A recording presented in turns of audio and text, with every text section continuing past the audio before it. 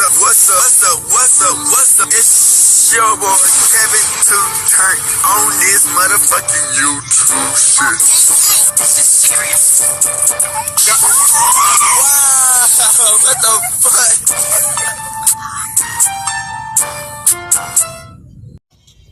Wow, what the fuck? What's up?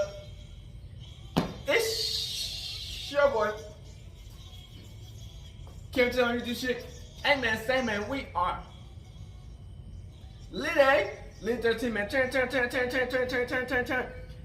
it's motherfucking day. Straight here outside, big crib in the game. Outside shit, man. Crib shit, man. Hey man, see man, hope y'all having a litty day, man. Staying turned with your boy. Free Palestine, free Congo, Russia, do your thing. And take a stand the fuck up, man. Each day, new day, be a better version of yourself.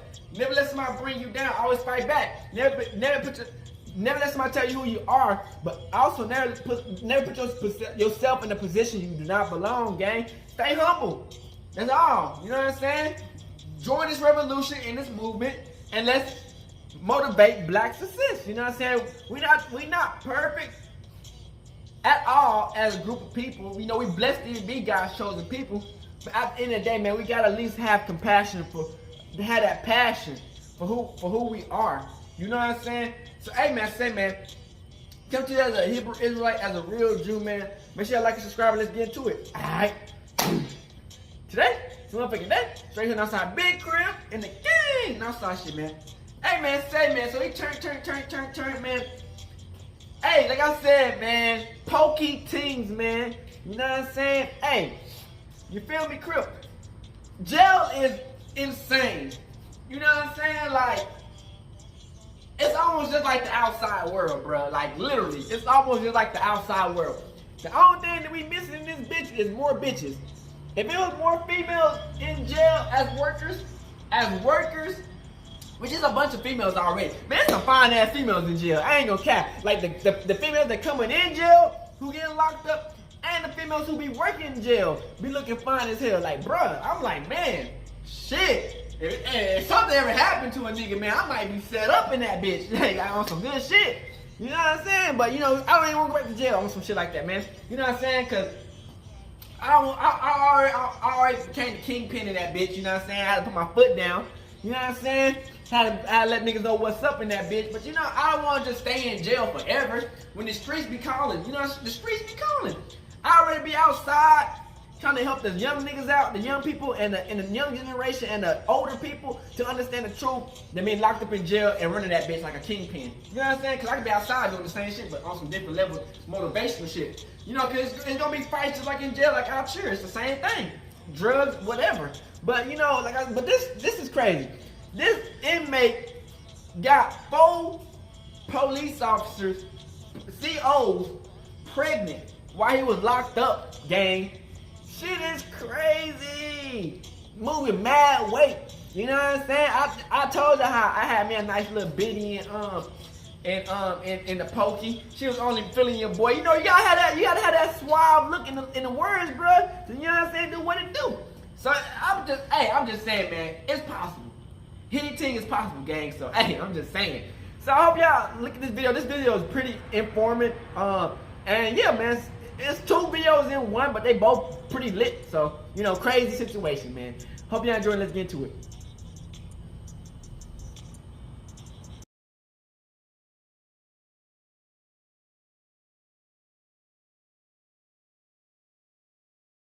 Gang, we finna talk about,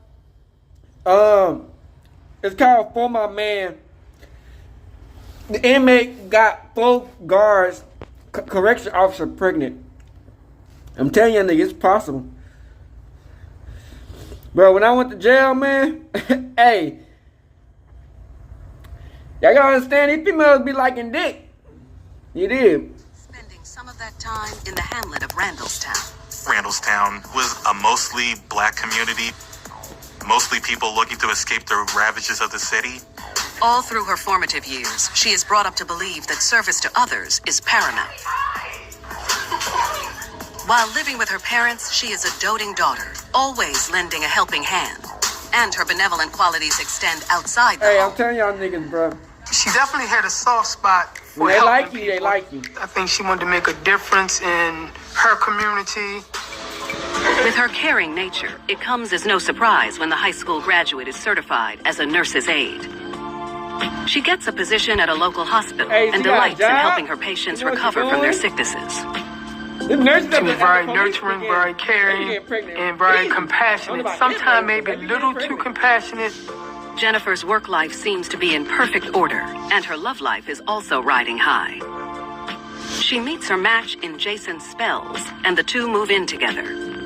They were planning on getting married. They were building a future together, and she was happy. But for the next few years, she finds herself unable to ignore the troubles plaguing neighboring Baltimore. She wanted to help the young people that were caught up in the criminal justice system. Getting pregnant, she did help niggas. I think she had a compassionate side for a lot of the black men that were incarcerated. When she learns of a job opening at the Baltimore City Jail, she quickly jumps at the chance to apply. The Baltimore City Jail was designed as a temporary holding facility, as a detention center for people who were awaiting trial. You had drug dealers, you had murderers, you had rapists, you had robbers. By being a corrections officer, she felt that this was a way to give back to her community. With her clean record, Jennifer is hired as a corrections officer and is immediately put to work. But right away, she realizes the CO job is tougher than she'd planned for. If you're a female guard and you have to watch over male inmates, you can imagine all types of sexual harassment in addition to the regular harassment that you would get as a corrections officer as well. She definitely needed thick skin and nerves of steel because it's a predatory environment, and that's what they do. That's what they do? 2 years into her time at the Baltimore City Jail, it becomes a hard life on both sides of the barbed wire. Jennifer finds out her boyfriend, Jason's been unfaithful. Damn. Do you love her? It just seemed like everything started to unravel. She wasn't as focused as she normally was. She didn't have that sparkle in her eyes. Her uniform was a little disheveled. And it just wasn't the same Jennifer that I knew. She was struggling to forgive the man who wronged her. And I believe this truly left her feeling very hurt and very vulnerable. While she tries to keep her troubles to herself, word gets around the jail that her relationship is failing. Damn. I just had to stop and tell you how beautiful you was. Both guards and inmates get to talking, and one particular inmate takes special notice. Tavon White. Feel like you deserve to hit up. Tavon White was 32 years old, born and raised in Baltimore. He was a career criminal who had spent a lot of his life in jails. Tavon is also a member of the notorious prison gang, the Black Gorilla Family. The Black Gorilla Family, or BGF, has become the most dominant gang in the prison system in Maryland and the most dangerous threat we have on the streets. Most of their operations were funded by drug trafficking. The Black Gorilla Family had logistics and operations that would make most Fortune 500 companies jealous. Tavon White got involved in a turf dispute with another drug dealer. He attempted to murder that drug dealer. Damn. So that's how he ended up at the Baltimore City Jail.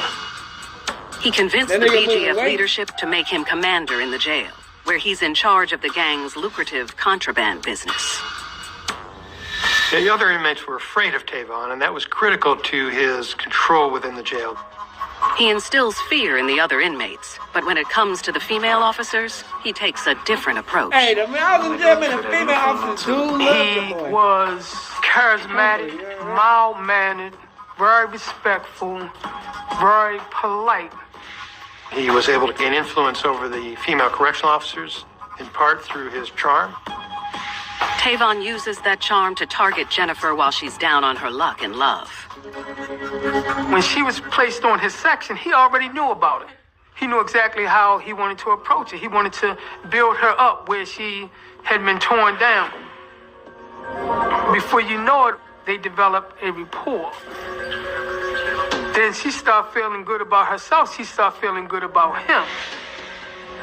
The pair repeats the routine each day, and Jennifer soon finds herself sharing details of her personal life with Tavon, including that she has just ended her relationship with Jason. Damn. The jail was short-staffed, so that left her alone for an inordinate amount of time with Tavon. I believe that put her at risk for being manipulated. But Jennifer is about to blur the lines between guard and inmate. And her close ties to Tavon will upset the delicate balance of power at the jail, with catastrophic results. If anyone or anything got in their way, they wouldn't hesitate to. Jennifer was willing to risk her job and risk her freedom to do what Tavon wanted her to do. Damn, that's a damn bit like that. For real. You feel what I'm Owens is saying? getting hooked on charismatic inmate Tavon White's charms. The two are quickly becoming an item, spending hours talking about Jennifer's recent breakup with her boyfriend Jason. One of the main reasons that she opened up because the jail was so violent, so vicious.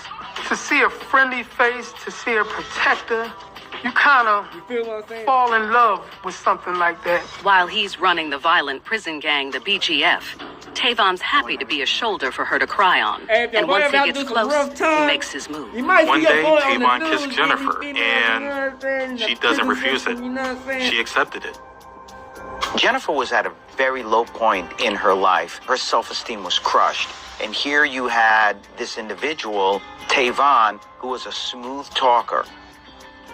It feels crazy to her, but she is swept off her feet. It doesn't take long before full-on romance blossoms, and they kick it into high gear. Then they started having sex all over the jail. It's all kind of nooks and crannies. Tavon had other BGF members keep the lookout for him. Jennifer reported to her friends that the sex she had with Tavon was the best that she ever had. Hey, I tell you, if that And nigga like it's me quite go possible crazy, that he used that as a manipulation. I'm already She's in putty in jail. Tavon's What you talking about? hands. What you gonna do? And now that I'm she's in fully jail already. available to him, he starts asking for favors. And he hit her with the business proposals where, okay, you like me, you like my sex, now I'm gonna give you the opportunity to make some big money. First, he requests a cell phone. Then he ups the ante with riskier contraband. Okay, she real. With the rampant drug use at the jail, Tavon and the BGF feed the beast by supplying everything the addicts need, from marijuana to prescription pills. We up. Now Jennifer is getting in on the action. It was easy for her to say, yes, I'll get the drugs into the jail for you. She did it in her we up underwear, right now? in her body cavity, because they just frisk search you when you're coming in. For her efforts, she is rewarded with passionate sex, It is. thousands of dollars in her pocket, and Tavon allows her to drive the luxury cars bought with drug money that he was forced to leave behind when he was incarcerated. Tavon seduced Jennifer. He seduced her with love, and he seduced her with money.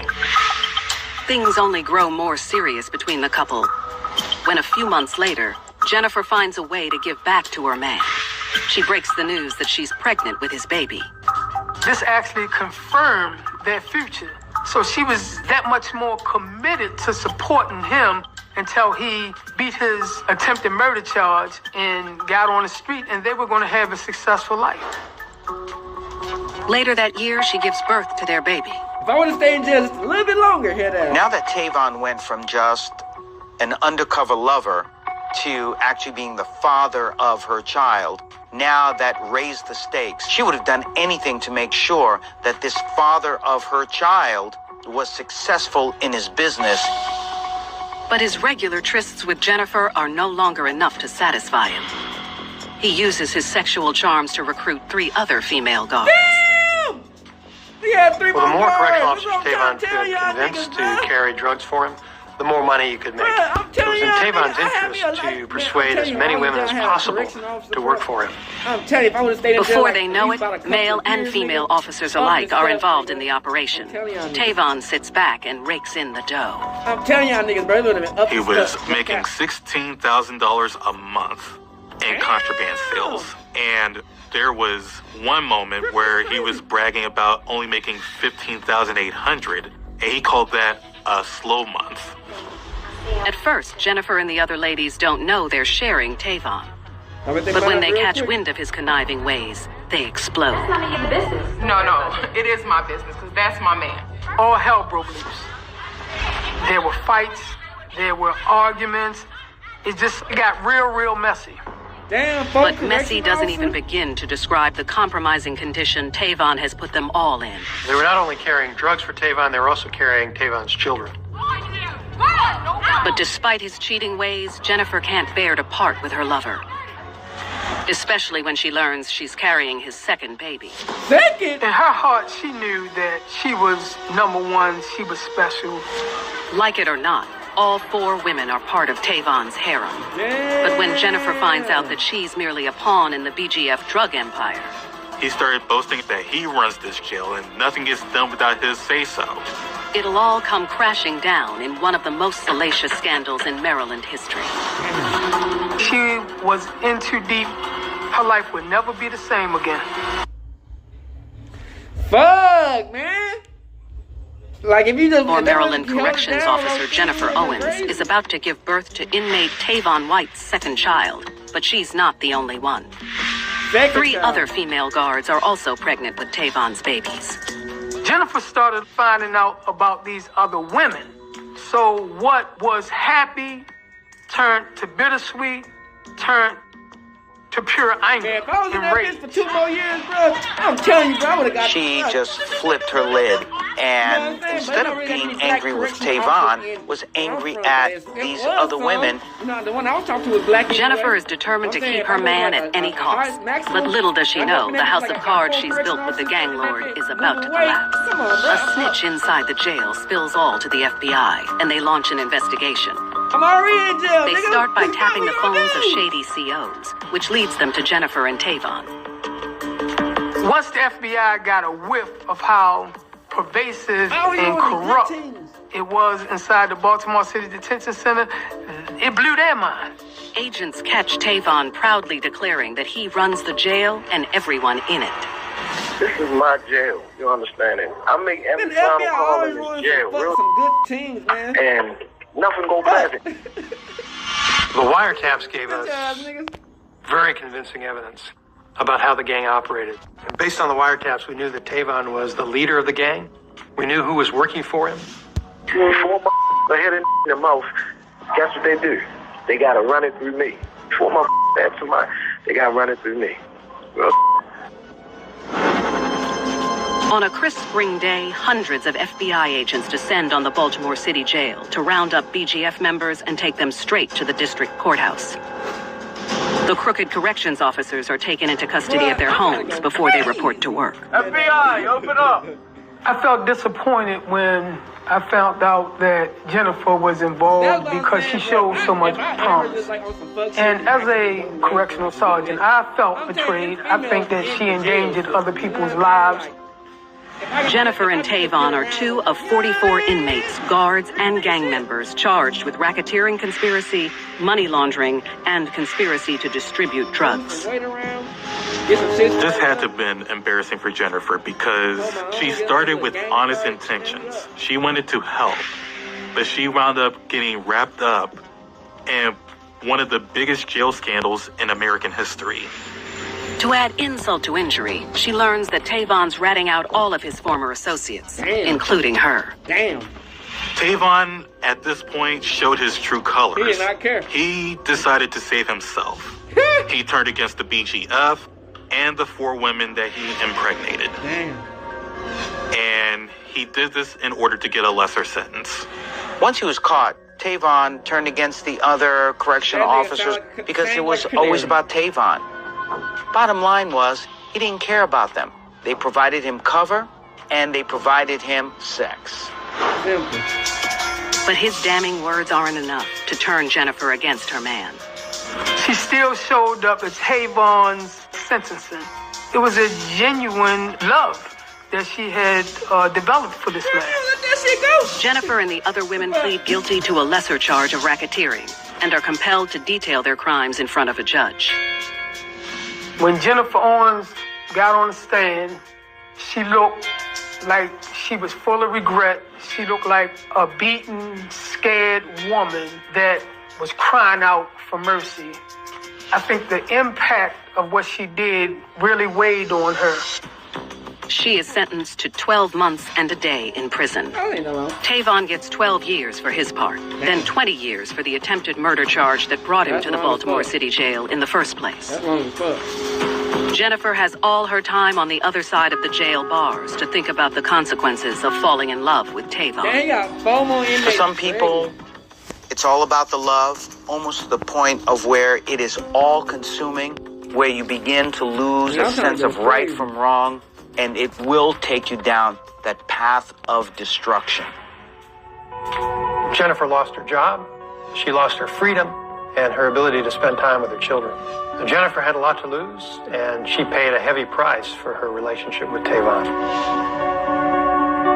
I really felt sorry for her, but at the same time, I think it was just because of what she caused in her environment.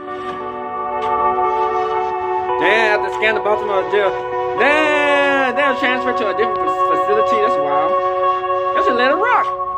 Sarah Sanders. Damn, so she went to Minnesota. Well, they should just let him rock. You know what I'm saying? Issa Rush also proves that for some women, love can blur the lines between right and wrong.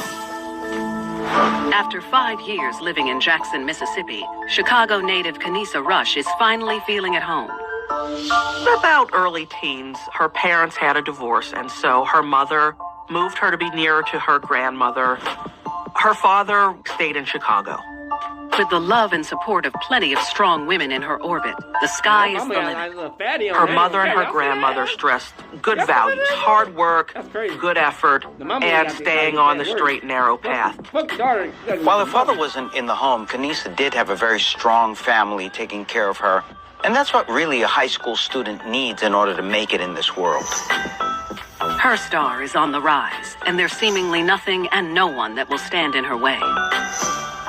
She wanted to go to Jackson State in order to maybe live at home and save some money.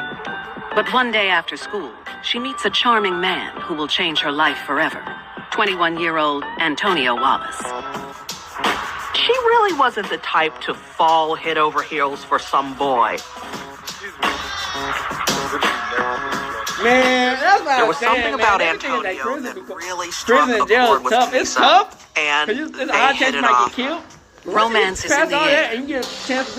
But soon Kenisa will learn that there is more to Antonio than meets the eye. This was a criminal. He's got a rap sheet, and it's not just a little rap sheet, it's pretty extensive. She lost her entire life. Her job, her school, for her man.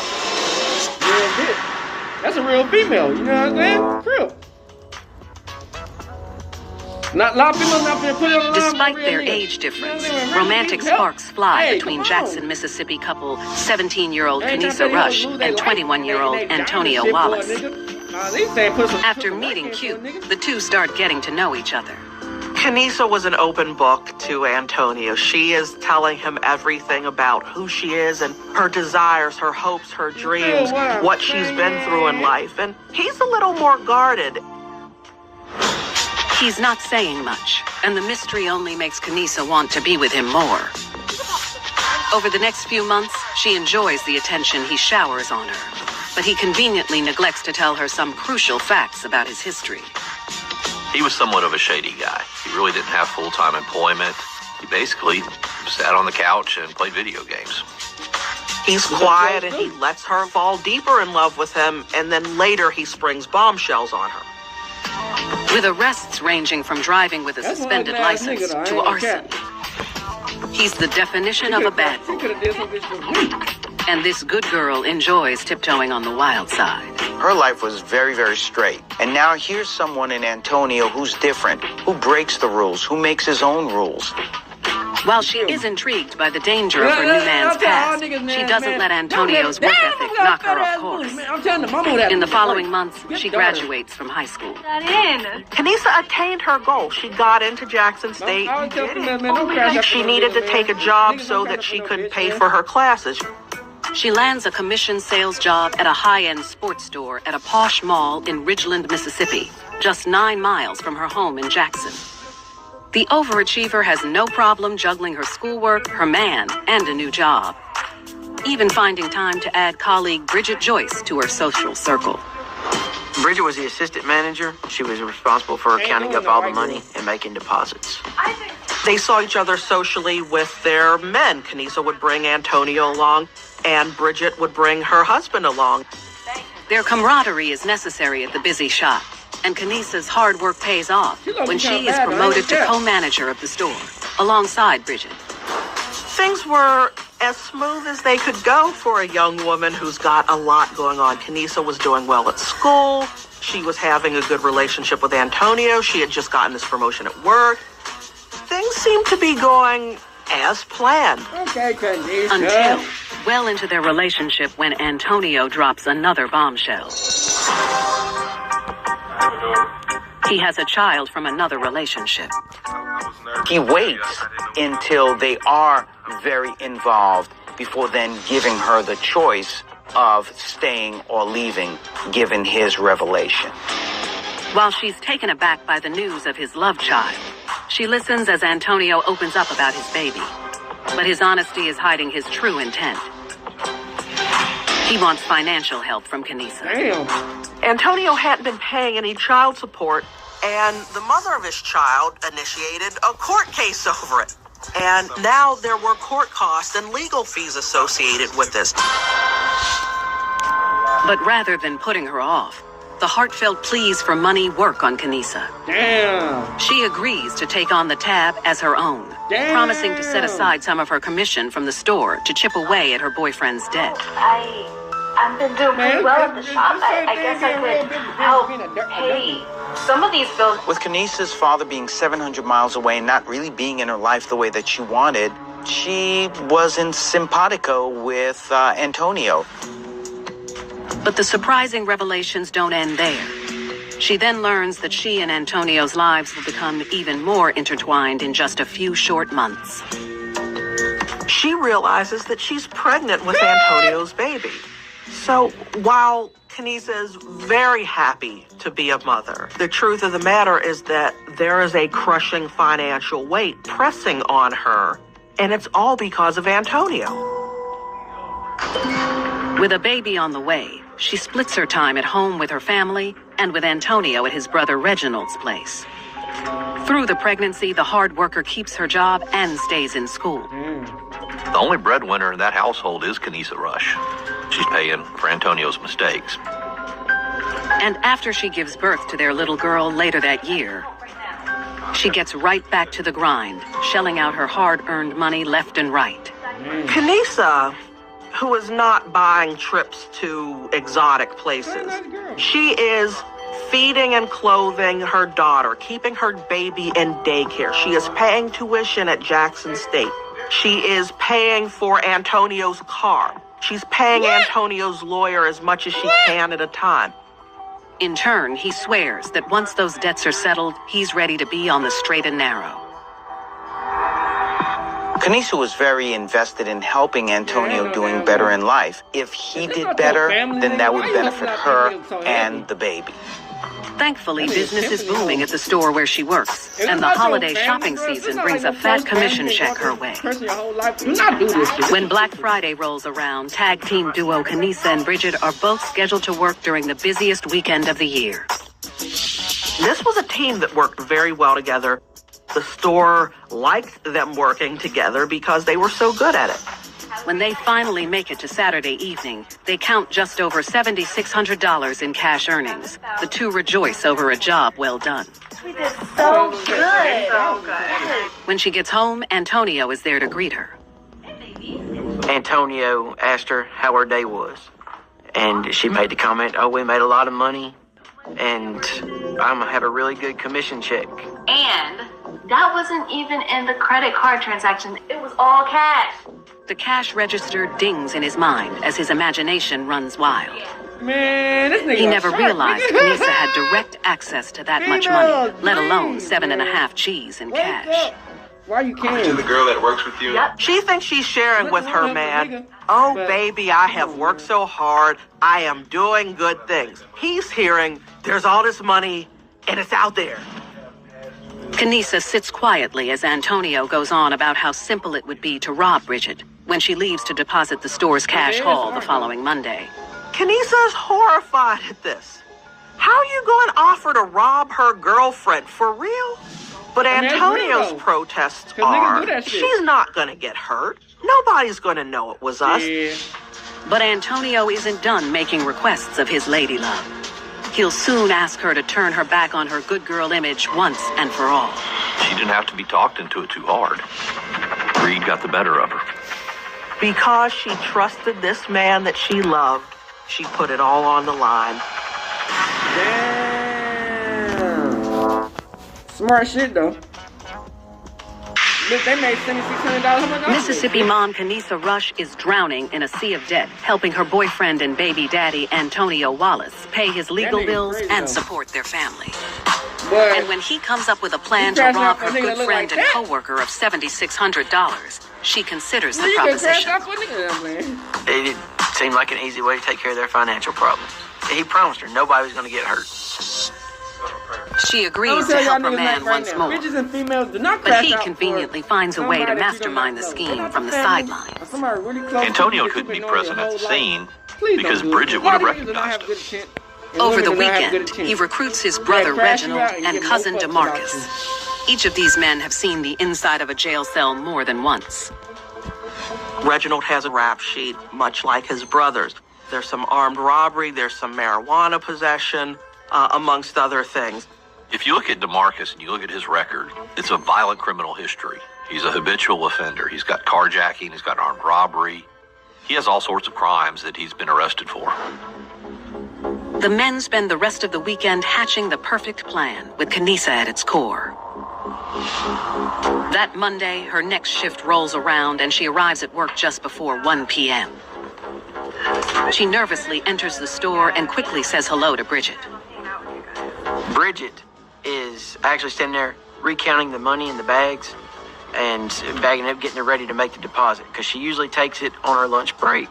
And she was just verifying that all the money was there and was getting ready to go. 10 minutes later, Kanisa sends a simple text to Antonio that sets the whole plan in motion. Antonio then has to turn around and text his brother, Reginald, who is sitting in the parking lot waiting on her. Bridget gathers her purse.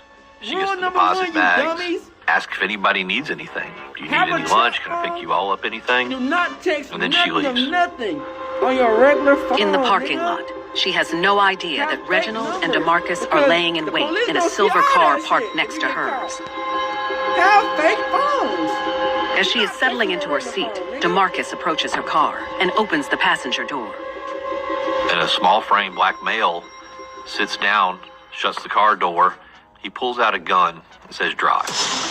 He demands that she drive to a nearby hotel. Bridget can't even react. She doesn't want any trouble. She's terrified for her life. She complies. Reginald trails closely behind. With that, the stakes skyrocket. What was supposed to be a simple money grab has now morphed into an armed robbery and kidnapping. Her knuckles turn white as she grips the steering wheel and silently prays that all the man wants is the money in her purse. She was very distraught.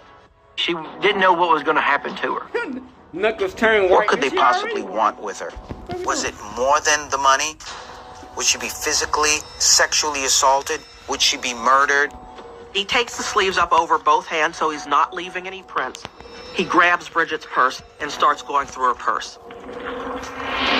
As they pull into the hotel parking lot, DeMarcus grabs her cell phone, the 3 deposit bags, and her car keys, then levels the gun at her. What Bridget was feeling at this point is every person's worst nightmare. Man, just get out the car. This is all just spiraling out of control right about now. He then snatches her driver's license and makes an eerie threat. You can call the police all you want, but I know where you live and I'll come get you. With that, DeMarcus jumps out of Bridget's car, sprints to the waiting getaway car, and they peel out of the parking lot. Damn! Bridget is just paralyzed with fear. So it takes her just a minute so that she can compose herself, and then she gets out of her car.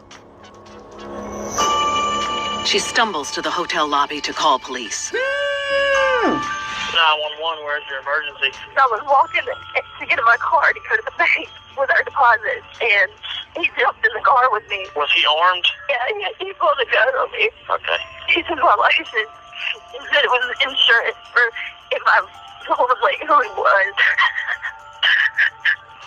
I'm gonna get help to you as fast as I can. Definitely snitch. When the officers arrive at the hotel, there's Bridget. She's visibly upset. She's crying. She's shaking. Though she's trembling like a leaf, she's able to describe the perp as a short African-American man wearing a gray hooded sweatshirt. The police, of course, used that information, but they were hopeful that pulling the security footage from the hotel would give them a picture. Unfortunately, all they get is a blurry image of the thief. Without much to go on, investigators head to the sporting goods store to talk to Bridget's co-workers, including Kanisa, about what they might have witnessed. The co-workers, none of them had seen anything. Even Kanisa's written statement was that, I've seen nothing unusual, nothing out of the ordinary. I don't know anything. This is the first she's hearing about the kidnapping, and for the rest of her shift, she tries her best to hide her shock and her role in the crime. And she has good reason to be afraid. From the beginning, this felt like an inside job. And it's only a matter of time before Bridget's attacker is brought to light. She instantly looks at the picture and says, that's your man, that's who kidnapped me. And when they track him down, all Kanisa has worked for will hang in the balance. She allowed him to manipulate her and do things that are contrary to every other action she's had in her life.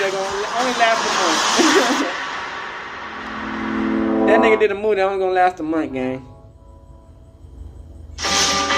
When Kanisa Rush agrees to help her man and his boys rob her friend Bridget in a Ridgeland, Mississippi parking lot, she has no idea the stick-up would devolve into a kidnapping.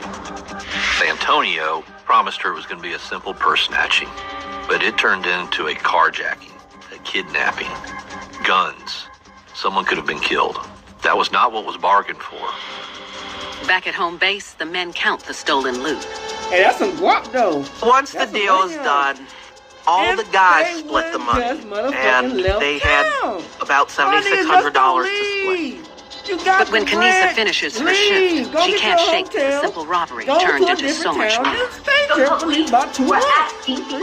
Kanisa's nervous now. How did this go so horribly? Antonio reassured her, and he told her, oh, there's no way they're going to connect anything. Don't worry, just relax. It's over. It's done. She exhales, hoping that Antonio will keep her safe. Kanisa was not involved in a life of crime, so Antonio perhaps had the experience to be able to stay calm in the face of all of this criminal activity going on, and him being calm kept her calm. Man, you got about $7,000. Meanwhile, the police investigation moves forward. We released the surveillance video to the media, requesting any assistance from the public. It turns out to be the right move. Nearly 2 weeks after the stick-up, lead detective Adrian Reddy gets the call he's been hoping for. I speak with the subject on the phone, said that the suspect in the video is a DeMarcus Timmons. Damn. We were able to go back through our ID files, and we had a DeMarcus Timmons that we had arrested previously, and he fit the size and the profile. Investigators hit the ground running, and that same day they create a photo lineup with the suspect's picture to show to Bridget. Bridget came in, we showed her the lineup, and she immediately pointed out DeMarcus. Still confident it's an inside job, detectives scan the social media accounts of Bridget's co-workers and find a suspicious post on Kanisa's timeline. We had found where DeMarcus was actually trying to sell the phone that he had just stolen from Bridget on a social media account that was linked to Kanisa Rush. Damn. That's not even a red flag. That's a flare gun right there. When police talk with her a second time, she innocently says she doesn't really know DeMarcus. He's just a former classmate she has a vague connection with on social media. I had nothing to do with it. She's so confident about her story that she lets detectives look at her smartphone, And what they find is astonishing. Go back to the date of the robbery. There is a text message that she sends to Antonio. And it says she's about to leave. Okay, we know at this point, we've got all we pretty much need for her. You big dummy. Kanisa has just handed detectives all they need to tie her to the kidnapping. Kanisa may have still been in shock with everything that happened, so she wasn't thinking about what text messages may have been there. At least 2 different So phones, she just handed it over to the cops, and that proved to be a very big mistake for her and Antonio. She quickly backtracks, saying the text was about something completely unrelated. And she repeatedly denies knowing anything about the crime. But investigators don't let up. Want towards you the way it is, and Antonio, then all I'm gonna have to do is lay all this out in front of the judge and the jury. 3 hours later, for fear of losing everything, Kanisa finally breaks down and admits to her role in the robbery and throws her man under the bus. Damn. This was all Antonio's plan. She didn't want anything to do with it. She just agreed to let everybody know when Bridget was leaving the store. That's all she had to do with it. Kanisa knew that the jig was up at this point, and she would lose a huge chunk of time in being with and raising her daughter. And for her, that was not acceptable. It was not okay. She also confirms DeMarcus was the gunman. And it doesn't take long for police to connect his cousin, Reginald. Kanisa Rush, Antonio Wallace, DeMarcus Timmons, and Reginald Wallace are all arrested for their parts in the robbery. 8 months later, Kanisa pleads guilty to armed robbery and kidnapping and receives a crushing 20-year prison 20 sentence. years? Thankfully, because of her cooperation in the investigation, 13 years of her sentence are suspended. 13 years? Her love, Antonio, denies the same charges. But a jury disagrees, and he's sentenced to 34 years behind bars. 34 years? Reginald and DeMarcus plead guilty and receive 30 and 32-year sentences, respectively. The fuck? By testifying, Kanisa was doing all she could to make up for the terrifying ordeal she put her friend Bridget through. When I met with Kanisa to prepare her testimony, she said, "How is Bridget doing?" And I sat down and I said, "She's broken up. This really affected her. Bridget considered you her friend." And Kanisa broke down and started crying. I think she was disgusted with herself. She now knows a woman can't change a man just because she loves him. Now that Kanisa looks at her life, she realizes that she lost that straight and narrow path that she was walking, and things had descended to the point of complete and total destruction. Like most good girls, they think they want Shout out to the bad boy. And whenever they get that, they become that. She's the only one that showed remorse. She cried for what she did to her friend. She cried for what she ended up doing to her life and her baby. But because she trusted this man that she loved, she put it all on the line. She gambled and she lost. She put it all on the line. Yes, sir. That shit crazy, man. Damn, 30 years old, 8 years gone down the drain. That's wild. Alright, back.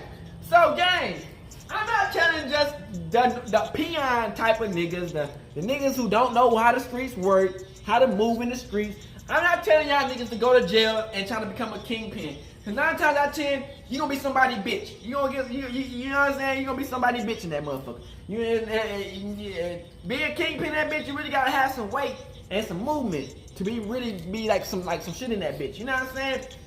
But yeah, but man, we was talking the second story, man. The second story, man, I'm telling niggas right now and bitches, don't never crash out for somebody who's not willing to crash out for you. Even if they willing to crash out, just stay solid. Like, this bitch crashed out over a nigga she met. It's not even her family. And at the same time, you can't even really trust your family, but I'm telling niggas don't even crash out. Niggas are bitches. You know what I'm saying? Bitches don't crash out over niggas, and niggas don't crash out over bitches, because like, bruh, I understand, you know, because I be having people that help me out. And I don't want my people who help me out crash out over me. And that's just because it's not cool. You know what I'm saying? That's just not cool. You know what I'm saying? You gotta learn when to, like, help people out, motivate people, and not crash them out. You know what I'm saying?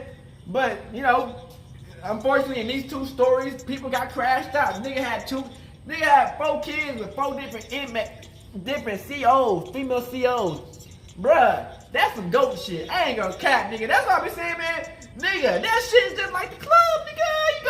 You go to the right one, nigga. You go to the right motherfucking one, nigga. You turn in that bitch, nigga. You got everything you need in that motherfucking phones, the drugs, the females, nigga. You be like just like outside. That's what I'm looking for. I can't go no jail with a bunch of niggas and everybody working as niggas. That man didn't go insane. But if it's just like some shit like that, nigga, I'll be up in that bitch like, what up? You dig? In that bitch. You know what I'm saying? You do what you gotta do in that bitch for how many umpteen years. You know what I'm saying? But at the end of the day, man, you don't even want to risk it. You know what I'm saying? You want to be at least have your freedom. You know what I'm saying? Motivating these niggas. Cause there's females out here on these streets, you know, who want to do what it do. But I'm just saying, you know, you gotta look on the brighter side. If some dumbass shit ever happen, you know what I'm saying? You like, hey, it is what it is. I'm gonna fight for my freedom, though. You dig? But at the end of the day, nigga gotta do what nigga gotta do. You know what I'm saying? So, hey, this was a interesting video, man. You know what I'm saying? Like I said, man, I had me a CO in the jail, man. But like I said, man, if I had some more years in that bitch, hey, most definitely. But you know, I was on that bitch for like a month or 2. You know what I'm saying? So, hey, it takes a minute, you know what I'm saying, to really just get it working. I mean, you know what I'm saying? Cause the female of that bitch, she wasn't even working that bitch for a year. She came towards the end of my months. You know what I'm saying? Like, she came towards the later of the month of me being in that bitch. So, it's not like she was in that bitch for the whole month. You know what I'm saying? Because if she was in that bitch for the whole month, excuse me, CO, I need to do whoop-de-whoop outside of the jail cell. Looking at can you please watch with me? Yeah. But hey, man, hey, this was a crazy video, man. I hope y'all understand this video. Don't crash out for nobody. Don't take a chance to even go to jail to try to become some shit that you not. Hey, man, it's tough out here. You know what I'm saying? I've been through that shit so many damn times, gang. So, you know, I kind of used to the shit, man. But we out this bitch, man. Straight hood, Northside, Carib, gang shit. Hey, Dad, you know, dog, when we link up, dog, this shit be legendary.